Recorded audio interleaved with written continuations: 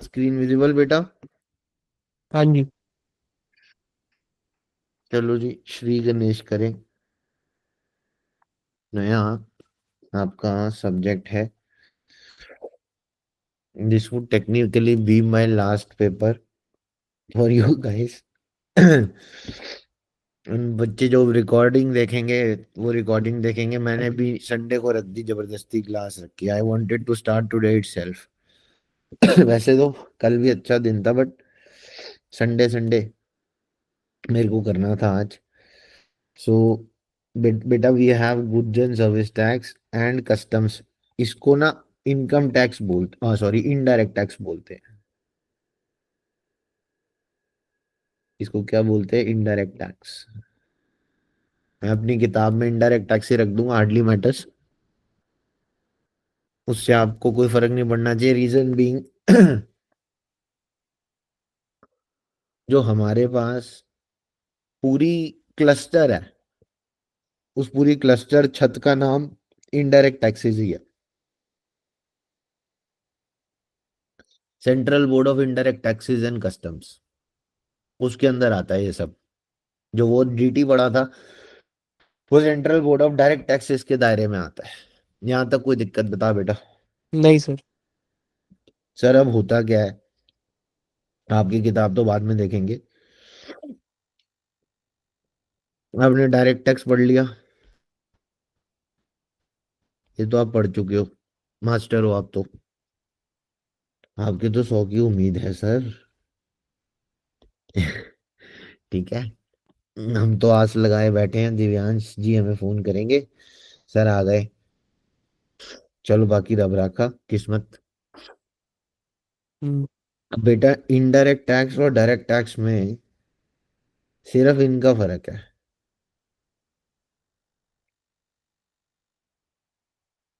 But झमेला बहुत ज्यादा है, बहुत ज्यादा दिक्कत है। डिफरेंस क्या है इन दोनों का, बताने की कोशिश करो। सर ये मत बोलना सर जीएसटी होता है। नहीं सर, डायरेक्ट टैक्स जो होते हैं हमसे डायरेक्टली जो गवर्नमेंट लेवी करती है हमारी बिल्कुल। इनकम के ऊपर। तो ये भी तो डायरेक्टली लेवी कर रही है।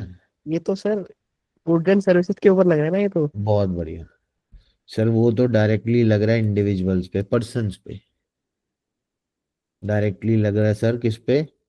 पर्सन्स पे। सर, ये भी तो पर्सन्स पे ही लग रहा है, बट द पॉइंट इज ये डायरेक्टली नहीं लग रहा सर। ये डायरेक्टली नहीं लग रहा है, ये लग रहा है इनडायरेक्टली। किसके ऊपर लग रहा है? ईदर गुड्स या फिर सर्विसेज पे।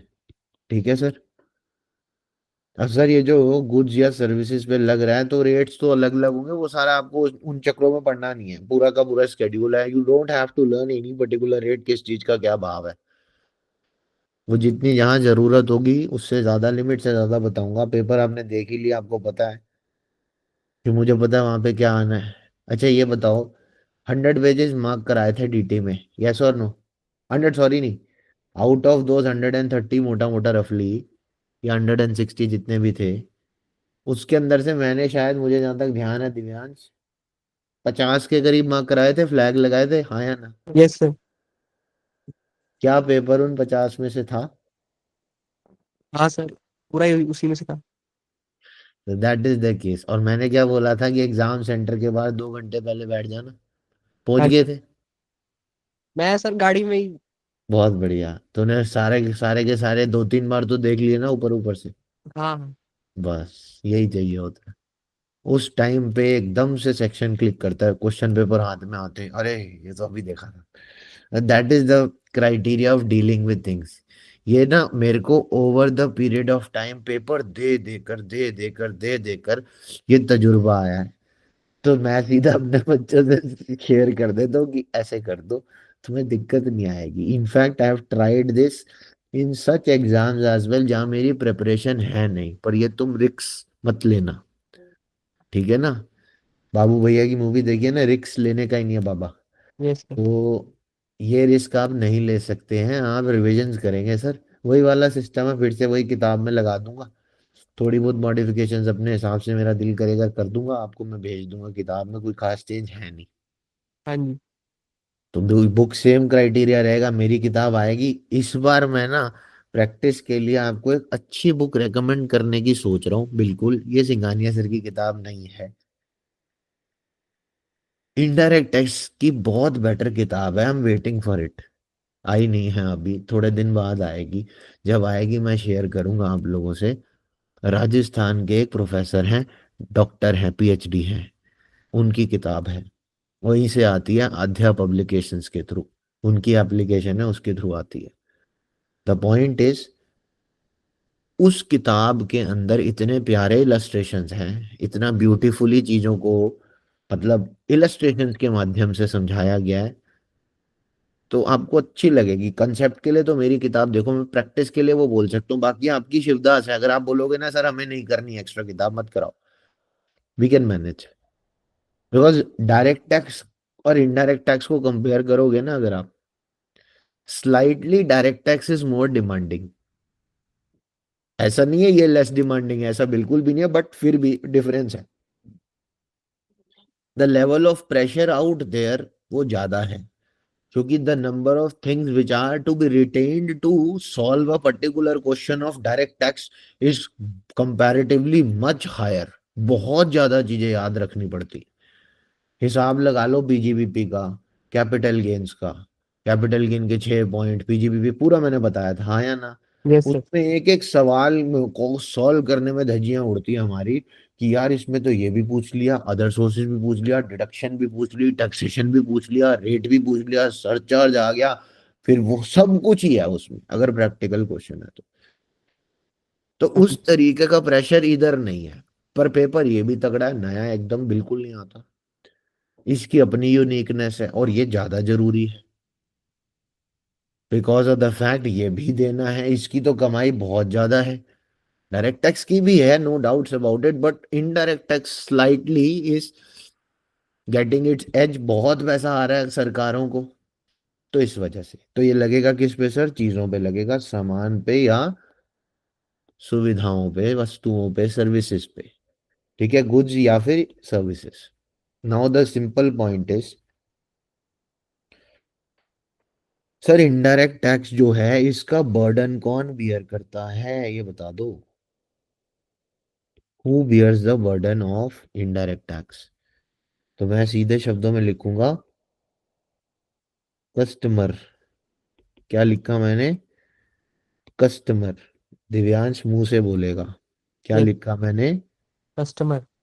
या फिर मैं बोलूंगा सर फाइनल कंज्यूमर। आहा, क्या बोला मैंने? Final consumer. कंज्यूमर। दोनों के नाम में लास्ट में मर लगा हुआ है, तो हाँ। मरेगा कौन? कस्टमर। या फिर कंज्यूमर। आता था। मूवी देखिए रॉकेट सिंह? रॉकेट सिंह। नहीं सर। नहीं, रणबीर कपूर की मूवी है। तो पुरानी, याद शुरुआती है, याद है, में, याद है। हाँ पुरानी वाली, जिसमें वो सरदार जी बनते, वो वाली देखिए, पिक्चर वो लैपटॉप्स वाली, हाँ या ना? देखिए सर, देखिए। हाँ, तो ये मैंने वहां से चोरी किया डायलॉग ये वाला। जब वो मेमोरी कार्ड, ग्राफिक कार्ड खरीदने जाता है उसके पास, ललवानी के पास, लालवानी साहब ये ग्राफिक कार्ड का रेट बता दो, तो कहता भाई कस्टमर के तो नाम में लिखा है मर। ठीक हम्म। है, तो फिर कानों को हाथ लगाता है। तो वही वाली बात है। तो फाइनल बर्डन कौन बियर करेगा? The ultimate consumer, final consumer. बीच में जितने सारे इंटरमीडियरीज होंगे ना, they are going to basically pass on the tax burden. वो टैक्स का बर्डन धीरे धीरे, स्लोली एंड स्टेडली पास करते रहेंगे। मैं एक छोटा सा इलस्ट्रेशन देता हूँ, दिव्यांश को अच्छे से समझ आएगा। मैंने यहाँ लिखा मैन्युफैक्चरर, फिर मैंने लिखा होलसेलर, फिर मैंने लिखा रिटेलर, फिर मैंने लिखा फाइनल कस्टमर। तो मैन्युफैक्चरर ने, अगर मान के चल बेटा दिव्यांश कोई चीज 1000 रुपए की बनाई, हाँ ठीक जी। है, just allow me a moment, ये रहा। 1000 रुपए की जो ये चीज बनाई उसने, इसके अंदर प्रॉफिट जुड़ा हुआ है दिव्यांश, इतनी याद रखना बात। सर आप कहना क्या चाहते हो? सीधा सीधा लिख दो ना। ठीक है बेटा, मतलब मान ले राजे, उसने बनाई चीज 800 रुपए की, 200 रुपये उसने कमाए, 1000 रुपए की चीज बनी। अब जब ये 1000 रुपए की चीज बनी, बिकनी थी, इस पे इनडायरेक्ट टैक्स लगा, जीएसटी मान ले, ठीक है। 1 मिनट के लिए बेटा 5% टैक्स मान लेते हैं, ठीक है। तो 5% कितना आता है, बचाओ बताओ जी। 1000 रुपए का 5%, 50 रुपए। हाँ जी। तो अल्टीमेटली ये सामान कितने का हो गया सर, 1050। हम्म। ये 1050 सर देगा कौन? सर होलसेलर देगा। Yes sir. यस और नो?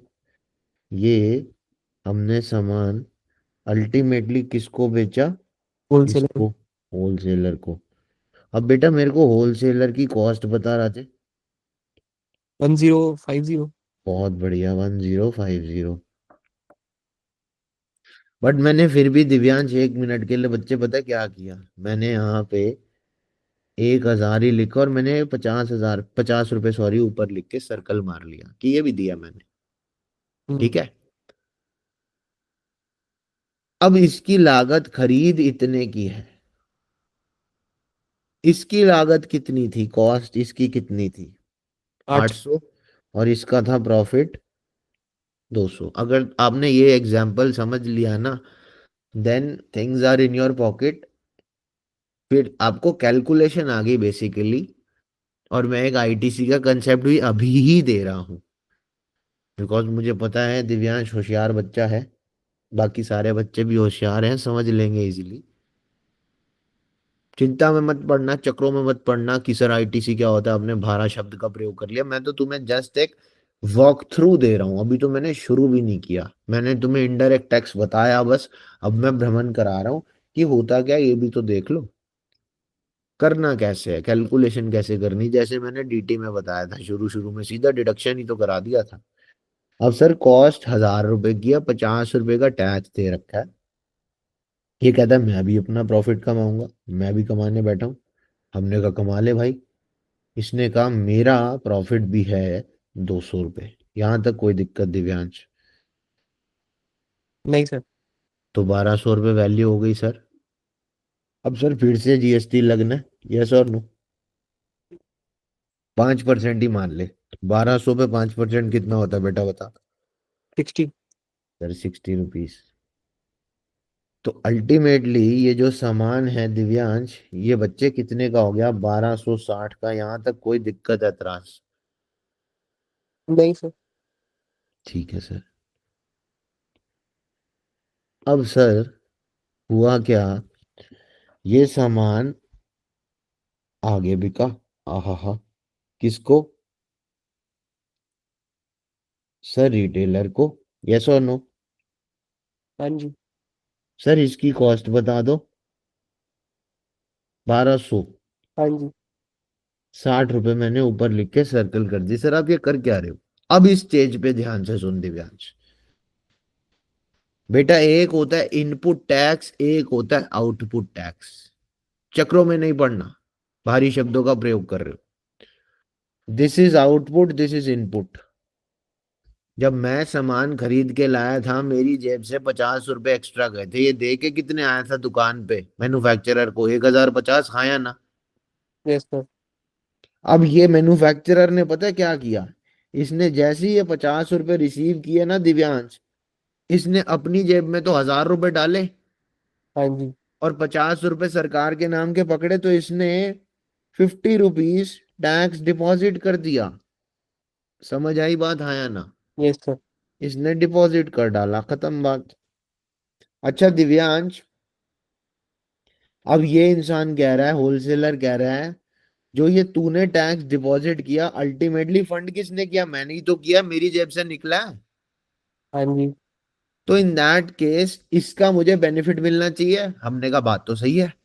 तो हमने नीचे लिख दिया कि तूने अल्टीमेटली अपने सामने वाले से कितने पैसे कलेक्ट करने हैं, अपने सामने वाले से कितने पैसे कलेक्ट करने हैं। इसने बोला 60 रुपए, और कहता तू ऑलरेडी दे कितने चुका है, 50 रुपए। तो कहते तू नेट 10 रुपए जमा करा दे, बात खत्म। तो ये जो होलसेलर है, ये कितना टैक्स जमा कराएगा दिव्यांश? 10 रुपये। सिर्फ 10 रुपए सर। बिकॉज दिव्यांश को एक बात समझ में आई, सिर्फ वैल्यू एडिशन टैक्सेबल होगी। मैंने एक शब्द का प्रयोग किया, दिव्यांश क्या बोला बेटा? Value addition. सिर्फ वैल्यू एडिशन टैक्सेबल होगी जीएसटी में।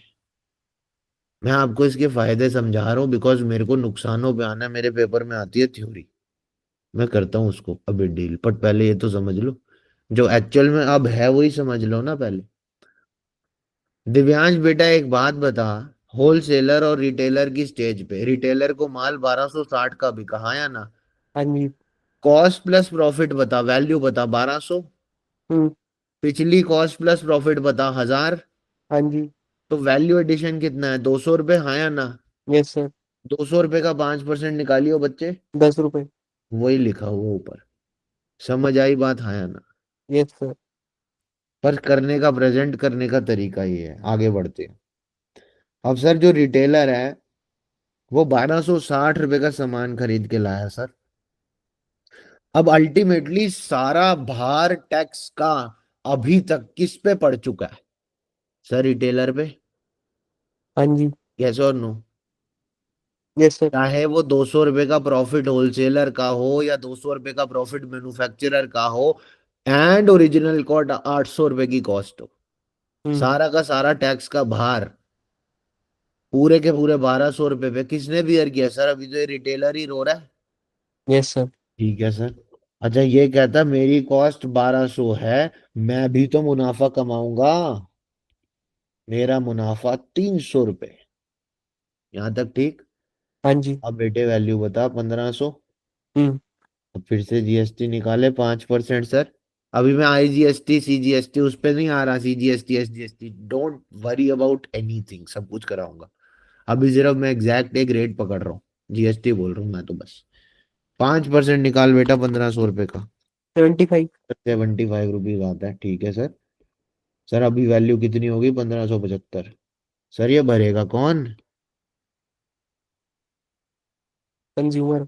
1575 रुपये अल्टीमेटली दिए हमारे आम आदमी ने। कोई दिक्कत एतराज? नहीं सर। अब सर मुझे दिव्यांश सर बताएंगे कि ये जो रिटेलर है ये कितना जीएसटी जमा कराएगा। 15। सर आउटपुट टैक्स बोल दो। 75। इनपुट टैक्स बोल दो सर। बोलो बच्चे। 60। 60। सर 15 रुपये बचा। सर मजे की बात, वैल्यू एडिशन कितनी है? 300। क्या 5% कितना आता है? 15।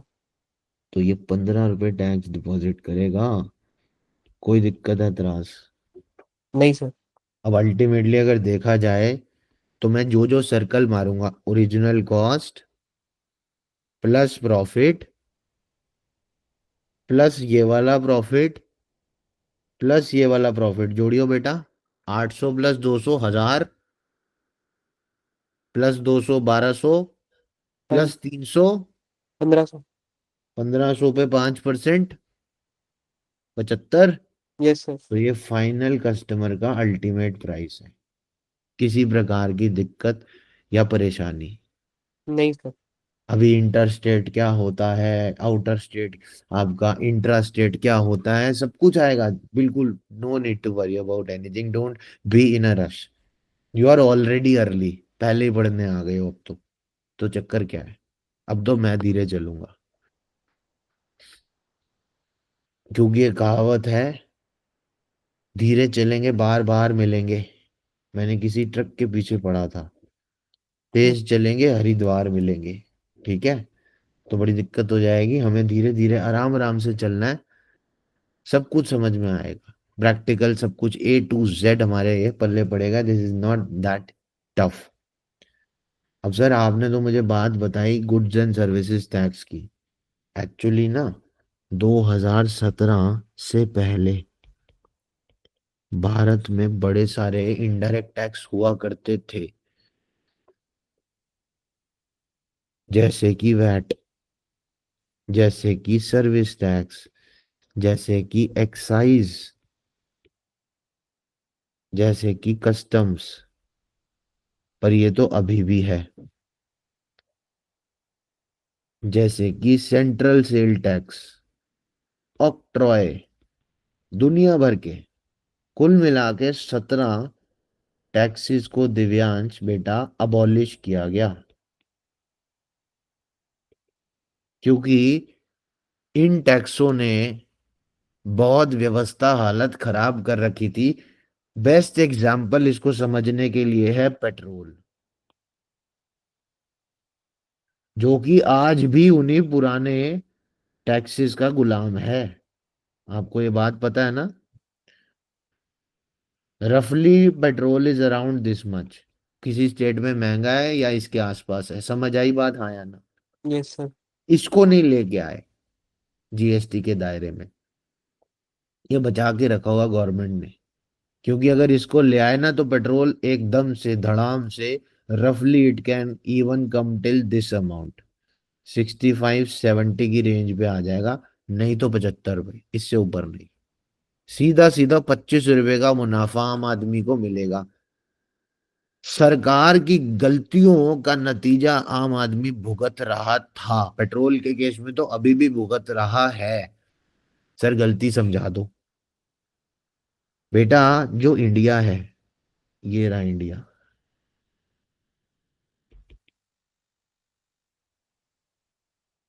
इंडिया इज बेसिकली ना union of states. It is basically union of states, जहां पे हमारे पास 29 स्टेटें हैं, 7 यूनियन टेरिटरीज है। इतनी बात पता है हाँ या ना? Yes sir. अब होता क्या था, जैसे for example I am talking about these 2 states and India as a whole. जब आप इंडिया एज अ होल बात करते हो तो then you are talking, you are referring about central government. And when you are talking about a single state then you talk about state government या फिर union territory, एक ही बात है। एसडीयूटी एक ही बात है। तो इंडिया एज अ होल क्या हो गया सर? केंद्र की सरकार, और ये है राज्य की सरकार। यहां तक कोई दिक्कत? नहीं सर। अब दोनों भूखे हैं। कहते हैं मेरे को भी भूख लग रही है, मेरी भूख तो पूरी बहुत ज्यादा है। ये कहते हैं हमें भी तो लग रही है। पिताजी तो खाना मांगेंगे ही मांगेंगे, बच्चे भी मांगेंगे, बच्चों को भी चाहिए। बस उतनी सी बात है। तो कॉन्स्टिट्यूशन ऑफ इंडिया के अंदर लिस्टें बनाई गई। List number 1, list number 2, list number 3। मैं जस्ट एक रफली एक बर्ड्स आई व्यू दे रहा हूं। No need to worry about anything. कुछ लिस्ट के अंदर सेंट्रल गवर्नमेंट के मुद्दे लिखे गए, जिन मुद्दों पर सिर्फ और सिर्फ केंद्र सरकार को, सेंट्रल गवर्नमेंट को टैक्स लगाने की इजाजत है। राज्य सरकार का कोई मतलब ही नहीं बनता। And some of them were left in the hands of state government. जिन मुद्दों पर सिर्फ और सिर्फ राज्य की सरकारें टैक्स लगाएगी, केंद्र का मतलब नहीं बनता। Best example is liquor. समझ आया यस और नो? Yes sir. जो शराब है हरियाणा वाली, दिल्ली में लाना मना है, पता है ना? हाँ जी। क्यों मना है? क्योंकि वो हरियाणा में बिकने के लिए बनी है। हम्म। और हरियाणा ये रहा बॉर्डर पार, तो लोग डालते हैं डिक्की में और आ जाते हैं। हाँ जी। तो वो पकड़ लेते हैं तो बड़ी दिक्कत हो जाती है। क्योंकि वो स्टेट की लिकर है, उधर बिकनी है, इधर क्यों ला रहे हो? इधर वाली यहाँ से खरीदो ना। हाँ बोतल खोल के ले आए बात अलग है, बट फिर ड्रंक एंड ड्राइव का चार्ज लगेगा अगर ड्राइविंग सीट पे हो। साथ में बैठ के पी रहे हो चलेगा। बात समझ में आई? यस और नो? Yes sir. बट वैसे गंदी बात है, हाथ भी नहीं लगानी सर। अच्छा, तंबाकू जो है, टबैको, हाँ जी। वो सेंट्रल गवर्नमेंट का मुद्दा है। आईटीसी कंपनी का नाम सुना है? Indian tobacco corporation. Yes sir.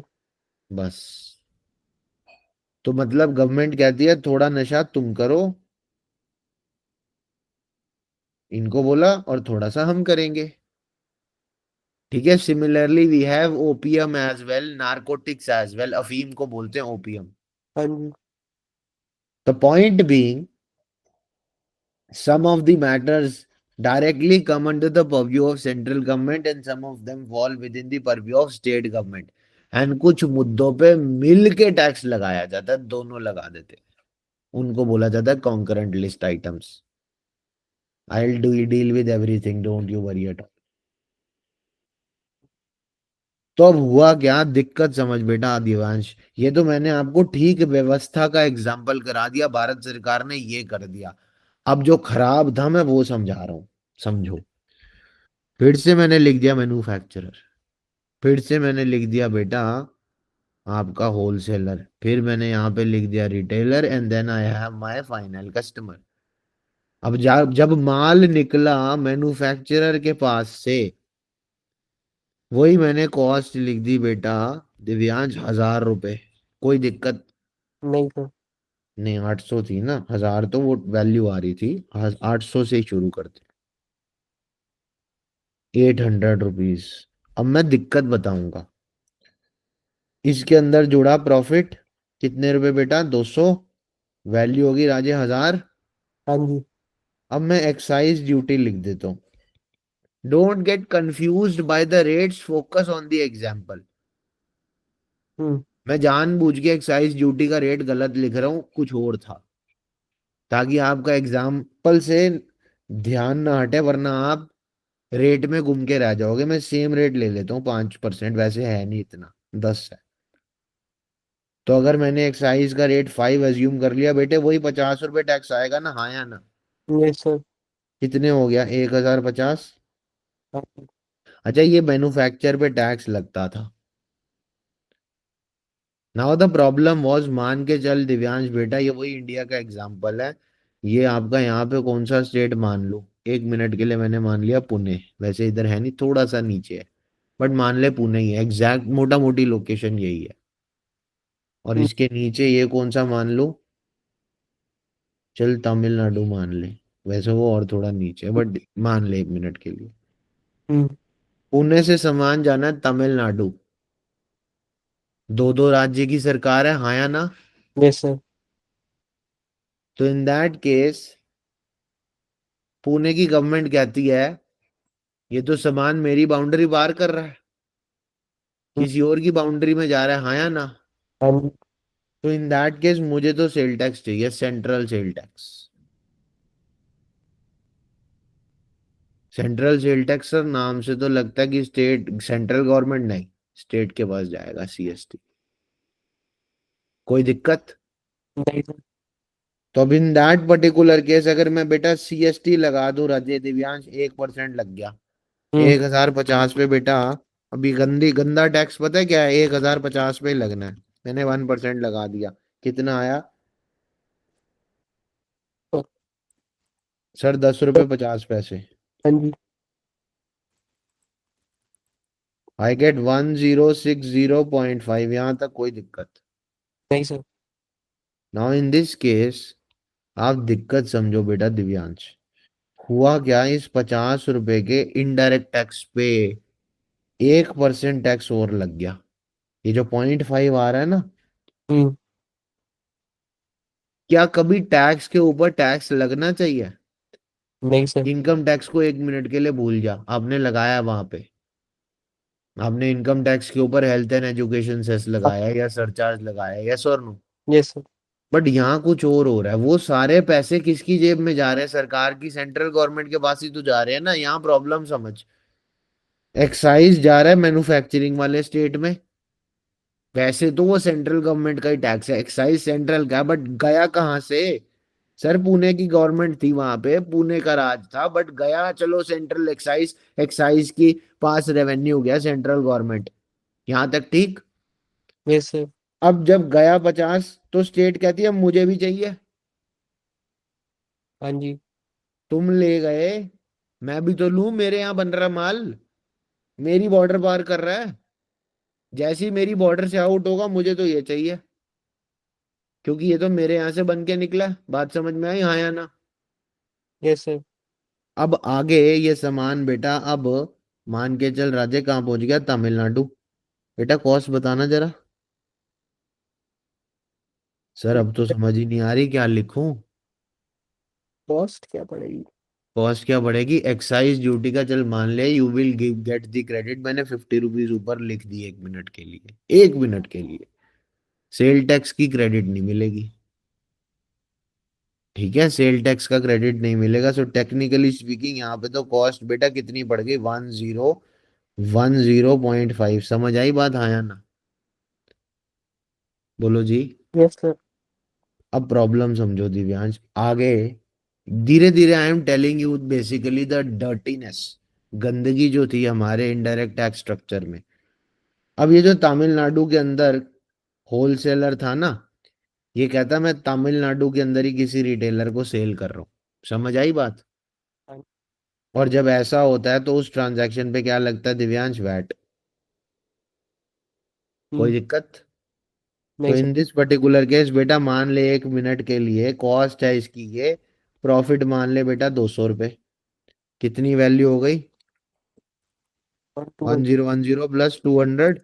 Sir ये आ गई 1210 रुपये 50 पैसे। इस पे लगा दो सर वैट। वैट एज्यूम कर ले 1 मिनट के लिए 10%। कुछ भी हो सकता है।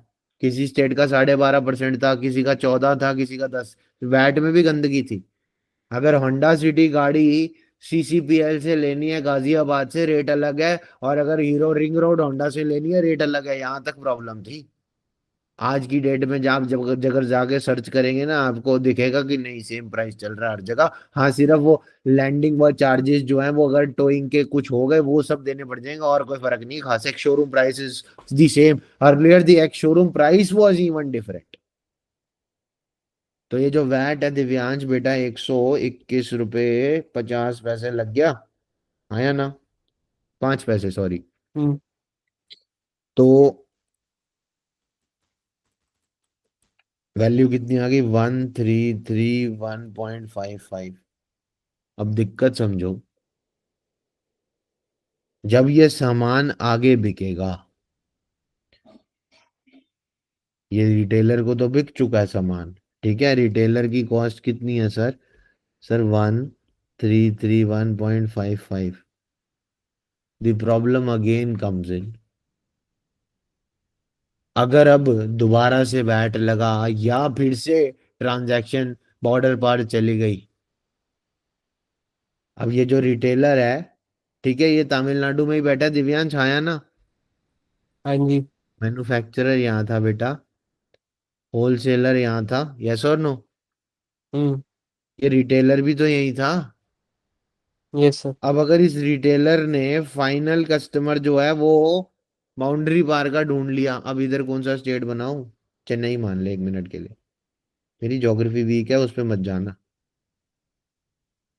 मैन्युफैक्चरर पूना में, होलसेलर रिटेलर दोनों तमिलनाडु में, और फाइनल कस्टमर कहाँ पे दिव्यांश? सर, अ, चेन्नई में। चेन्नई और तमिलनाडु मैंने गलत बोल दिया क्या? एक नहीं होते वैसे? तुझे मेरे को नहीं पता, बता दे कोई नई स्टेट बता दे फिर। मैंने कहा ना ज्योग्राफी वीक है, तो दिल पे ले गया। सर कोई और स्टेट का नाम बता, हाँ। बेंगलुरु या फिर चल बैंगलोर। बैंगलोर वैसे ऊपर है, चल बैंगलोर फिर ले लेते हैं, कोई नहीं। बैंगलोर ले लिया। चलो, बैंगलोर आ गया यहाँ तक, ठीक। हाँ जी। फिर से रिपीट करता हूँ नालायक। दिल पे ले गया, हाँ जी। मैन्युफैक्चरर कहाँ था? पूना में, हाँ यस जी। और नो? Yes sir. अच्छा, उसके बाद होलसेलर इधर तमिलनाडु में, हाँ जी। उसके बाद रिटेलर भी तमिलनाडु में, यस और नो? हाँ जी।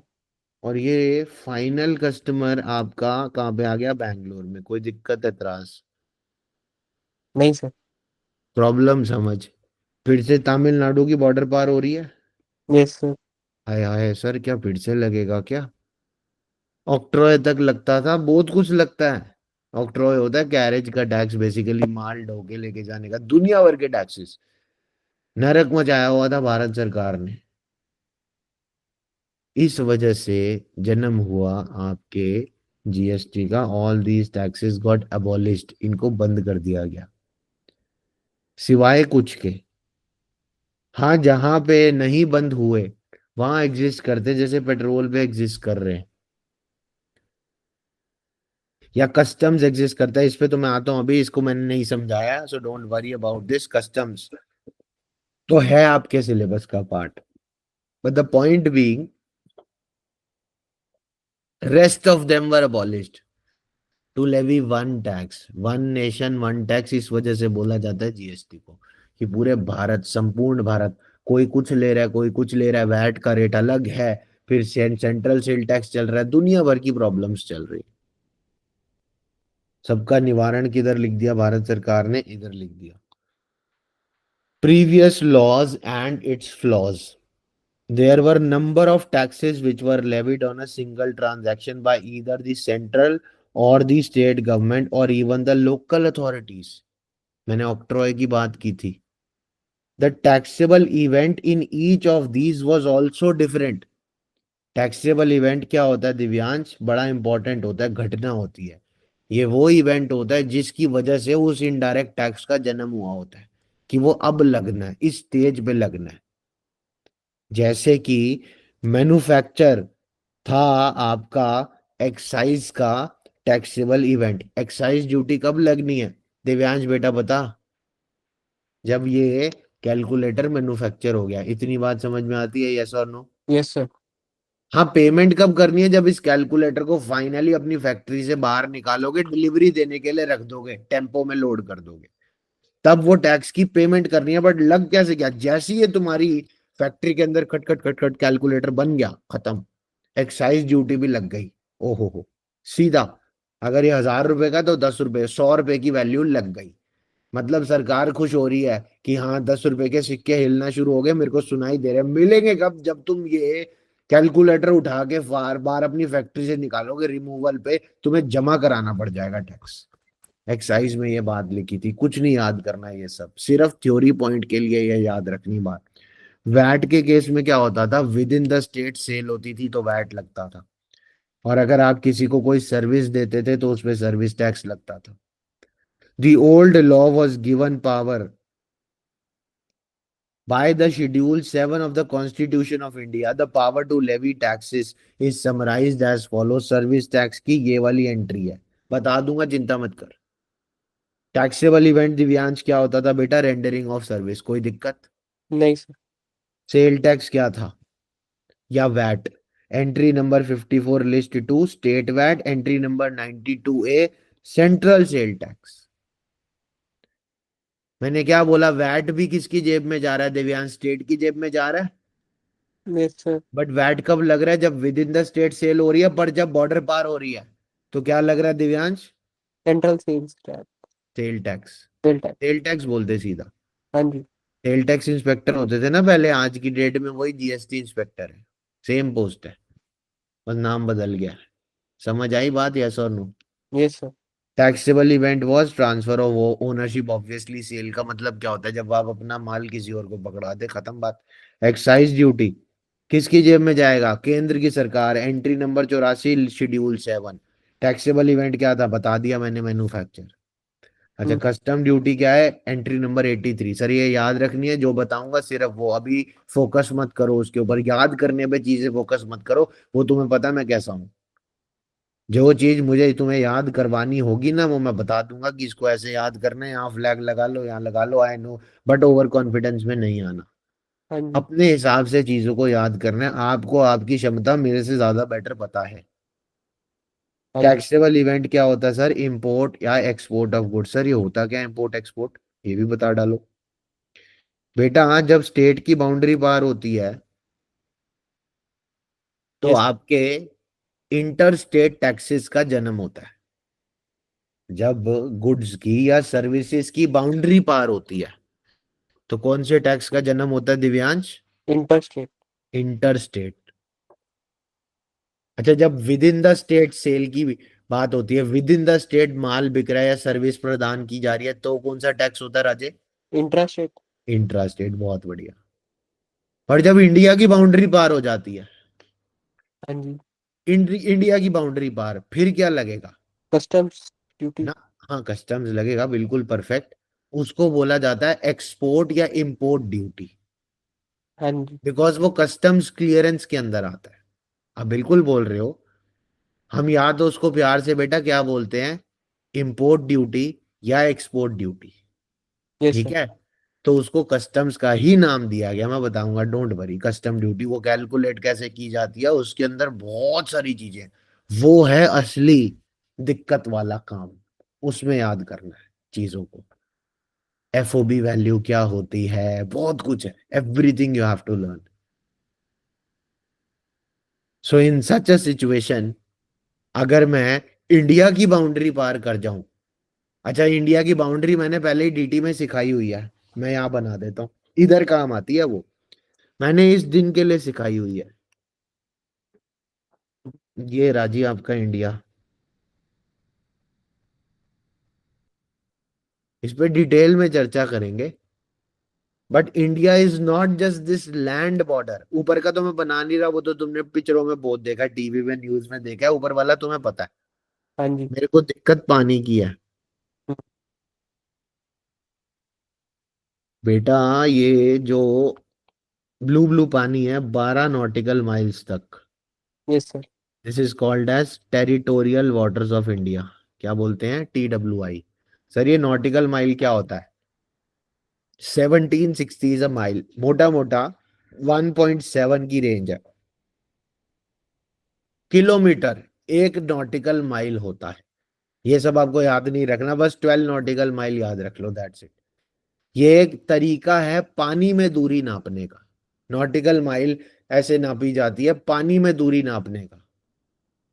बाय रोड वाला हाँ सिस्टम नहीं है, पानी की दूरी नॉटिकल माइल्स से नापी जाती है। बिकॉज हमारी स्पीड भी तो स्लो हो जाती है ना उस सिचुएशन में, but hardly matters. Basically they want to calculate the distance. Mile जो है वैसे भी, एक मील ज्यादा ही होता है 1 किलोमीटर से। हाँ जी। फॉरेन की कुछ जो बाइक्स हैं वो माइल्स पर आवर बताती हैं, यस और नो? Yes sir. तो दैट इज बिट डिफरेंट। अगर ज्यादा माइल्स पर आ रहा है वो तो बहुत तेज है, because comparatively kilometre is a smaller unit. हाँ जी। अब उसके बाद सर 12 नॉटिकल माइल के बाद जो अगले 12 नॉटिकल माइल होते हैं वो क्या होता है? Contiguous zone.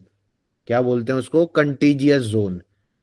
ठीक है सर। यहां तुम्हें रोक के रखा जाता है, बिकॉज ये है टेक्निकली इंडिया की बॉर्डर। ये जो मैंने 12 नॉटिकल माइल बनाया, अगर तुम यहां आ गए तो बेटा तुमने इनफिल्ट्रेट कर दिया, तुम इंडिया में घुस चुके हो। समझ आई बात, आया ना? Yes sir. तुम यहां से यहां गए तो उसको बोलेंगे एक्सपोर्ट। कोई दिक्कत दिव्यांश? नहीं सर। और अगर तुम यहां से यहां आ गए तो बेटे क्या बोलेंगे? इम्पोर्ट। इंपोर्ट। अच्छा मैं एक एग्जांपल बता दूं, केस है, सुप्रीम कोर्ट केस है। एक जहाज में माल चढ़ा, ठीक है? हाँ जी। वो जहाज फॉरेन बाउंड शिप था। उसने मान ले 1 मिनट के लिए ऑस्ट्रेलिया जाना था या हाँ जी। जापान जाना था, जहां मर्जी, जापान जाए या ऑस्ट्रेलिया या जिधर मर्जी जाए, बट वो था फॉरेन बाउंड। चलते चलते चलते चलते अचानक से जहाज में दिक्कत आ गई, 12 नॉटिकल माइल के अंदर अंदर डूब गया। 12 नॉटिकल माइल के अंदर नीचे पानी में पड़ा वो जहाज। अब मुझे ये बताओ, जो उस जहाज में सामान पड़ा है, क्या वो एक्सपोर्ट हुआ, यस और नो? नहीं सर, एक्सपोर्ट तो नहीं हुआ। बॉर्डर पार नहीं हुई है। सिमिलरली मान के चलो, एक जहाज इंडिया आ रहा था, पूरा अपना रास्ता रशिया से आ रहा था ये जहाज। इतनी किस्मत खराब, ये 12 नॉटिकल माइल से 2 नॉटिकल माइल पहले, मतलब टेक्निकली 14 नॉटिकल माइल पे ये जहाज डूब गया। तो क्या हम इसको इंपोर्ट मानेंगे, यस और नो? No sir. मान लेंगे। मान लेंगे। बताता हूँ, ये बड़ा प्यारा केस है, इसको मैं बड़े प्यार से समझाता हूँ, बच्चे हंसते हैं। वो कहते हैं अगर गलती से ये सामान तैरता तैरता तैरता इंडिया आ गया, ये कैसे है? आ सकता है, लकड़ी का सामान है, बक्से हैं, बिल्कुल शिप रैकेज सब कुछ है, जेटसम फ्लोटसम नाम दिए हैं बकायदा। अगर तैरता तैरता सामान आ गया, मान ले अगर तो यही डूब गया, फिर तो आपने ठीक बोला। हम्म। बिल्कुल बिल्कुल परफेक्टली बोल रहे हो कि हाँ सर ये तो यही डूबा पड़ा है, आया नहीं। अगर मान ले तैरता तैरता लुढ़कता लुढ़कता, पानी होता है ना ऐसे धक्का मारता है हाँ। शोर की तरफ, यस और नो? Yes sir. अक्सर आपने देखा है, पानी मूवीज में देखा है, पानी में बॉडी फेंक दी, वो तैरती तैरती तट पे आ गई, हाँ या ना? Yes sir. तो ये वही वाला हिसाब किताब है। अगर ये सामान तैरता तैरता इंडिया के अंदर आ गया तो हम इसको इंपोर्ट मान लेंगे, अगर तुम्हें रिकवर हो गया तो। समझ आई बात, हाँ या ना? Yes sir. बट अगर खत्म हो गया तो खत्म हो गया, कोई नहीं। फिर बाकी नुकसान होता है, लोडिंग अनलोडिंग बड़ा इंटरेस्टिंग है, इससे बढ़िया चैप्टर नहीं है। और सबसे मजेदार चीज तो पता है क्या है? बैगेज। जब तुम घूमने जाते हो हाँ जी। या तुम वापस आते हो, वो सारी चीजें हैं कस्टम्स के अंदर। Customs is one of my favourites. उसमें ना आपको इंटरेस्ट आता है यार, ये तो हमने भी करना है, हमने भी घूमने फिरने जाना है, क्या करेंगे, गोल्ड पहन के जा रहे हैं अगर, तो उसको रिपोर्ट करना पड़ता है। नहीं तो इम्पोर्ट मान लेंगे। वंस अ हीरोइन, मुझे ध्यान नहीं आ रहा है, बिपाशा बसु थी शायद, she took bag full of jewellery outside India. ठीक है, और उसने रिपोर्ट नहीं किया। जब वापस इंडिया आई, वही बैग लेके आई, हम्म। पकड़ लिया कस्टम्स ने। कहते मैडम ये तो इम्पोर्ट है। कहती हाउ इज इट पॉसिबल, ये ज्वेलरी तो मैं यहाँ से लेके गई हूँ। कहते आपने लिखवाई यहाँ पे? बात समझ में आई, हाँ या ना? हाँ जी। सिमिलरली इंडिया वर्ल्ड कप की ट्रॉफी जीता था, गोल्ड की। हम्म। जब वो इंडिया आई ना trophy, Sameer Wankhede was the officer, उसने वो एक ट्रॉफी जब्त कर ली। कहता सर ये सोने की ट्रॉफी है, आपने इस पे कस्टम ड्यूटी दी है? आप सोना लेके आए हो इंडिया से, बाहर से, सोच ले तू अब। बात समझ में आई, यस और no? Yes sir. These are the things which you have to consider. आज तो स्मगलिंग भी होती है, बहुत कुछ होता है। टेक्निकली उनपे स्मगलिंग का इल्जाम लग रहा था, हालांकि उन्होंने हाथ में पकड़ी हुई थी, but ultimately they were made to pay. But फिर वो बीच में गवर्नमेंट इंटरवीन कर लेती है कि ये तुम क्या कर रहे हो, ज्यादा तुम अपनी स्मार्टनेस मत छांटो। बट अगर किताब के हिसाब से, कानून के हिसाब से देखें, अगर कोई इंसान गोल्ड लेके आ रहा है, वो जिस मर्जी रूप में गोल्ड लेके आ रहा है, कई तो पता नहीं आज की डेट में क्या क्या कर रहे हैं, आप तो हैरान रह जाओगे, किधर किधर वो सोना छुपा के ला रहे हैं, मैं तो बता भी नहीं सकता। ठीक है जी, बात समझ में आई, यस और नो? Yes sir. तो तुमने क्रू पिक्चर देखी है, क्रू?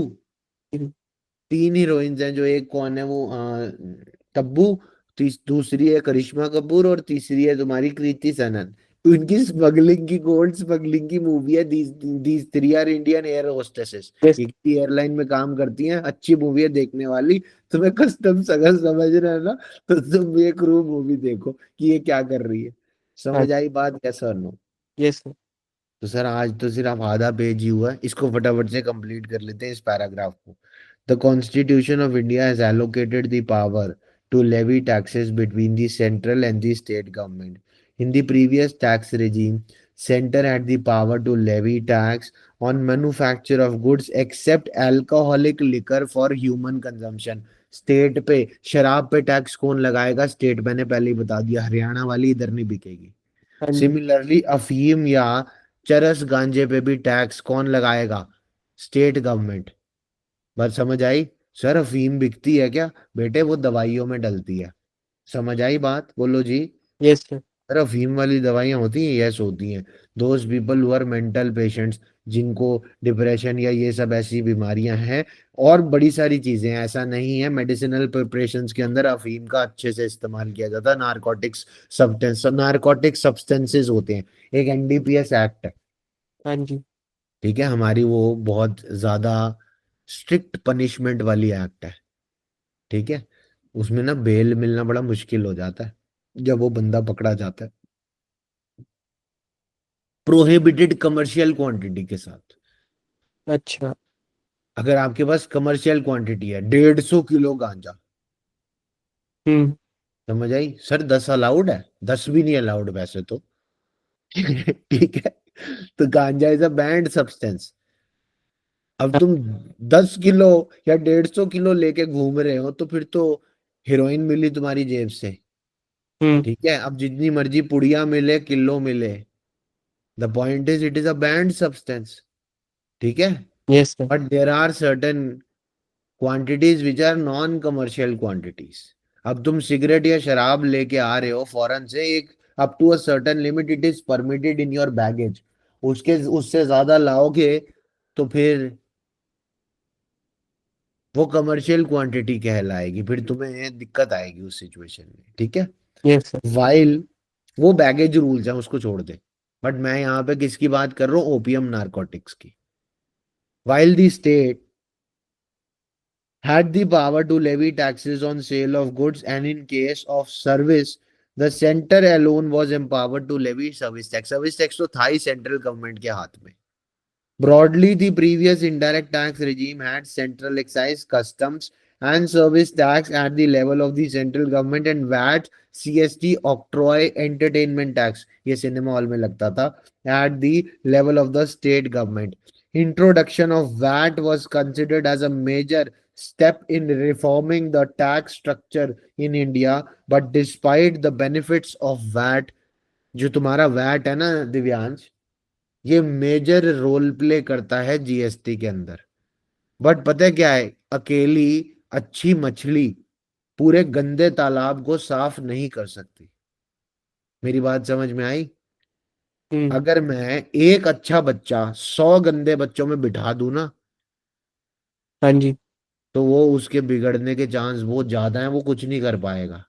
हम्म। हाँ, अगर मेरे पास 100 बच्चे हैं टोटल क्लासरूम में, 90 अच्छे हैं, 10 बिगड़ैल है, वो ठीक हो सकते हैं। पर यहाँ बेचारा अकेला पड़ गया वैट। हाँ जी। क्या दिक्कत आई? The reason for such shortcomings were the other taxes. कहता मेरे पास वैल्यू जो आ रही है लगने के लिए, वो गंदी वैल्यू, दूषित वैल्यू है। ये देख बेटा, मैंने वैट किस पे लगाया, इधर देख। हम्म। इसमें प्रॉब्लम क्या है? एक्साइज ड्यूटी है, ये भी तो है। या हाँ जी। चलो एक्साइज 1 मिनट के लिए मैंने क्रेडिट दे दिया, दोबारा लगने के स्कोप है। वैट तो लग रहा है ये सीएसटी पे, मतलब सॉरी उल्टा बोल दिया मैंने। This VAT is getting imposed on this CST value, yes और नो? Yes sir. कॉस्ट का पार्ट है, 0.5 के ऊपर बार बार लगी जा रहा है, 0.5 आ गया, यही तो दिक्कत आ रही है। हम्म। क्या था सर, आपके सिस्टम के अंदर डबल टैक्सेशन घूम रही है एंड कास्केडिंग इफेक्ट है। यस। अब दिव्यांश इन दो शब्दों को बड़े ध्यान से समझो, दोनों का मतलब समझा। अच्छा, जो ये मैंने अभी एग्जांपल दिया, क्या ये डबल टैक्सेशन का एग्जांपल था या कास्केडिंग इफेक्ट का एग्जांपल था? सर ये तो। कास्केडिंग इफेक्ट होता क्या है? दिव्यांश का ये डाउट है, अब बता देता हूँ। जब बेटा दिव्यांश एक ही वैल्यू हाँ जी। बार बार बार बार बार बार टैक्स होती है, हम्म। तो उसको डबल टैक्सेशन बोलते हैं। ठीक है सर।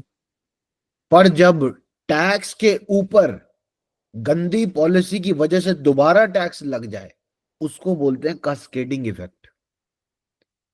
मेरी बात समझ में आई? सर लेकिन बात तो सेम ही हुई वैसे। बात सेम नहीं है सर। टैक्स के ऊपर टैक्स लगना गलत बात है, वैल्यू के ऊपर 800 रुपए के ऊपर बार बार टैक्स लग रहा है दिव्यांश, ये सोच। अच्छा, तो ये डबल टैक्सेशन। 800 रुपए के ऊपर जब एक्साइज लगा, फिर सीएसटी लगा, फिर वैट लगा, तो हाँ। ये डबल टैक्स है। Yes sir. पर जब ये सीएसटी के ऊपर वैट लग गया, ये तो बेड़ा गर्क हो गया सर। ठीक है सर, ये कैस्केडिंग। ये कास्केडिंग इफेक्ट है। अब मेरी बात समझ गया? Yes sir. दोनों में डिफरेंस है सर। कोई बात नहीं, इतना जल्दी दिक्कत वाली बात नहीं, I have to do this. अच्छा, the reasons for such shortcomings were the other taxes which were getting levied, such as luxury tax, entertainment tax, etc., not getting subsumed in the VAT, thereby marginalizing the benefits of the comprehensive tax credit mechanism. बजाय VAT आने के दिक्कत क्या थी उसके साथ? It was not a loan king, अकेला राजा नहीं था, उसके साथ और भी घूम रहे थे, इस वजह से वो बेचारा रह गया दिक्कत में। हम्म। जिस कारण वर्ष भारत सरकार को लगा नहीं, इसको तो खत्म करना पड़ेगा सबको, बिकॉज हमें लोगों को एक नेशन और एक टैक्स के दायरे में लाना है। अब आप कहोगे सर उससे फायदा क्या हुआ, चीजें इतनी सस्ती क्या कहाँ हुई? अगर आप होशियार बच्चे हो ना, अब ये बात नहीं बोलोगे, बट मैं आपको समझा देता हूँ ऐसा क्यों। हमारी इकोनॉमी गिर गई है, जिस वजह से चीजें महंगी हो रही हैं। 1 मिनट के लिए अगर ये जीएसटी ना होता ना, मैं आपको गारंटी से बोल सकता हूँ लोगों ने चिल्लाना शुरू कर देना था। सामान ऑटोमेटिकली महंगा हो गया, ये जीएसटी की वजह से महंगा नहीं हुआ, इनफैक्ट जीएसटी की वजह से वैल्यू गिरी है sir. But the point is, अब कॉस्ट ऑफ मैन्युफैक्चरिंग इतनी बढ़ गई है या चीजें इतनी महंगी मिल रही हैं, अल्टीमेटली वो सामान आपको महंगा दिख रहा है। बट द पॉइंट इज, अगर मैं पुराना वाला टैक्स स्ट्रक्चर लगा दूं ना आज की कॉस्ट के अकॉर्डिंग, भाई साहब जो वैल्यू निकल कर आएगी ना वो इतनी ज्यादा होगी उस करंट सेलिंग प्राइस से, आपको दिक्कत दिख जाएगी, आपको फिर जीएसटी प्यारा लगने शुरू हो जाएगा, जो कि जेन्युइनली प्यारा है। तो जो लोग कोसते हैं ना, हाय सरकार ने जीएसटी लगा दिया लगा दिया लगा दिया, नहीं, that is not a educated talk, उसको बोला जाता है लेमैन टॉक। Yes sir. पढ़ा लिखा नहीं है इंसान वो। समझ आई बात, हाँ या ना? हाँ, पेट्रोल की बात, पेट्रोल महंगा है ना, चुभ रहा है ना। हम्म। क्यों? क्योंकि उस पे लग रहे हैं दो दो टैक्स, स्टेट गवर्नमेंट अपना ले रही है, सेंट्रल अपना ले रहा है, इंपोर्ट ड्यूटी अलग लग रही है, तेल इंडिया में तो निकल नहीं रहा। हाँ जी। जो निकल रहा है, तीन ही तो ऑयल रिग हैं, दो ओएनजीसी की है, एक अंबानी साहब की है, बात खत्म। 40,000 करोड़ की ऑयल रिग लगती है पानी में। अभी तो मैं उन चीजों पे आया ही नहीं हूँ। तो जो जितना पेट्रोल निकल रहा है, क्या पूरी इंडिया की कैपेसिटी सेटिस्फाई कर सकता है? नहीं। कहाँ से आता है सर? रशिया से आता है, और कुवैत, अरब कंट्रीज से आता है, गल्फ कंट्रीज से, जिसको ओपेक बोला जाता है, hmm. Oil and petroleum petroleum consortium, ऐसे कुछ नाम है, ओपेक बोलते हैं। OPEC countries basically gulf countries, जिनके पास सारा तेल है, हाँ जी। वो कंट्रोल करते हैं price all over the world, कि हम्म। पर बैरल क्या रेट होना चाहिए। उनकी quantity of measurement is barrels. तो जब इंडिया में वो पेट्रोल, इंपोर्टेड पेट्रोल आता है, इंपोर्ट ड्यूटी लगेगी सर। हाँ वो जी। किसकी जेब में जाएगी? कस्टम ड्यूटीज सेंट्रल गवर्नमेंट की। उसके बाद स्टेट कहेगा नहीं नहीं मुझे भी चाहिए। हर जगह लकड़ बग्गे हर जगह है। हम्म। लकड़ बग्गे का मतलब पता है ना? Yes sir. Yes sir. Hyenas बोलते हैं उनको। वो झुंड में शिकार करते हैं। तो in that case state government कहती है मुझे भी चाहिए, मैं क्यों पेट्रोल बिकने दूं ये वाला, मुझे भी दो, लाओ। अल्टीमेटली सब कुछ लग गया, जिस वजह से पेट्रोल महंगा हो गया। और पिस कौन रहा है? आम जनता सर, हाँ जी। जिनको हम प्यार से क्या बोलते हैं? बोलो हम्म। जी। Consumer sir. जिस बेचारे के तो नाम में ही क्या लगा है? मर। बस। ये है सर आपका जीएसटी। कुल मिला के अगर मैं in broad spectrum, broad nutshell बात करूं, बाकी कैसे कैलकुलेट होगा, टैक्सेबल इवेंट क्या होता है सर, पढ़ने के लिए तो बहुत कुछ है यहाँ पे। स्कोप ऑफ सप्लाई क्या होता है, लेवी एंड कलेक्शन कैसे होती है, कंपोजिशन स्कीम क्या होती है, आहा हा। तूने कंपोजिशन स्कीम का मैं एक फिट इलस्ट्रेशन देता हूँ बेटा। हम्म। 44 AD याद है? Yes sir. बस ये उसी का भाई है जीएसटी में। ठीक है। हाँ जी। कि अगर तूने ज्यादा चक्रों में नहीं पड़ना इनकम टैक्स के, चले एक लमसम अमाउंट ही दे दे यार, खत्म कर चक्कर। फिर एग्जेम्पशंस, याद आ रहा है कुछ? हाँ जी। सेक्शन 10, हम्म। उधर सेक्शन 10 था डीटी में, यस सर। इधर भी है कुछ। फिर टाइम ऑफ सप्लाई, ये सारी चीजें, मतलब देर आर मल्टीपल थिंग्स, ऐसा नहीं है दिस इज सिंपल चैप्टर कि सर ने मुझे ये बता दिया, सिंपल कंसेप्ट नहीं है। फिर कस्टम्स के नोट में अलग से डालता हूँ। ठीक है। ये तो मैंने अभी सिर्फ जीएसटी की बुक बताई हुई है, यहाँ पे अभी टेबल पे कस्टम्स वाली भी है, डोंट वरी। कोई दिक्कत एतराज सर? नहीं सर। कुछ समझ ना आया हो, कुछ परेशानी हो?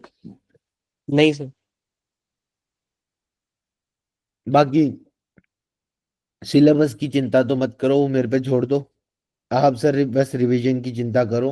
अब मैं आपको आपके चैप्टर्स दिखा देता हूँ, वो मैंने शेयर नहीं करा, एक सेकंड स्क्रीन दोबारा शेयर कर देता हूँ, विजिबल है बेटा? Yes sir. अब आपका जो कोर्स है वो कुछ कुछ ये है, स्ट्रक्चर, रजिस्ट्रेशन, एग्जाम्पशंस, आगे पीछे लिखा हुआ है, चिंता मत करो। वही लेवी एंड कलेक्शन आ गया। हम्म। फिर ITC and reverse charge mechanism हम भी करेंगे, फिर टैक्स, इनवॉइस, रिटर्न, पेमेंट्स। मतलब देयर आर बेसिकली, ये यहाँ पे place of supply, time of supply, ये सब लिखा हुआ है यहाँ पे, इंट्रास्टेट, इंटरस्टेट, एवरीथिंग। फिर एग्जाम्पशंस, ये Ram the you have things. फिर आईटीसी क्या होता है, ब्लॉक क्रेडिट्स क्या होते हैं, एवरीथिंग। फिर e commerce, invoice, invoice e way bills क्या होते हैं, these are very important points. ये लेटरी वो टेरिटोरियल वाटर्स, आई सीज, सब आ गया, बेसिक कंसेप्ट, कस्टम्स। हाँ यस जी। और no? We have done almost everything. मतलब देख लिया, ब्रॉड स्पेक्ट्रम देख लिया हमने कि क्या क्या पढ़ना है। तो you can easily score very good marks. Point is, problem lies is theory. ठीक है दिव्यांश? तो बेटा हम्म। इसमें ना थ्योरी का स्कोप थोड़ा सा ज्यादा है एज कंपेयर टू प्रैक्टिकल।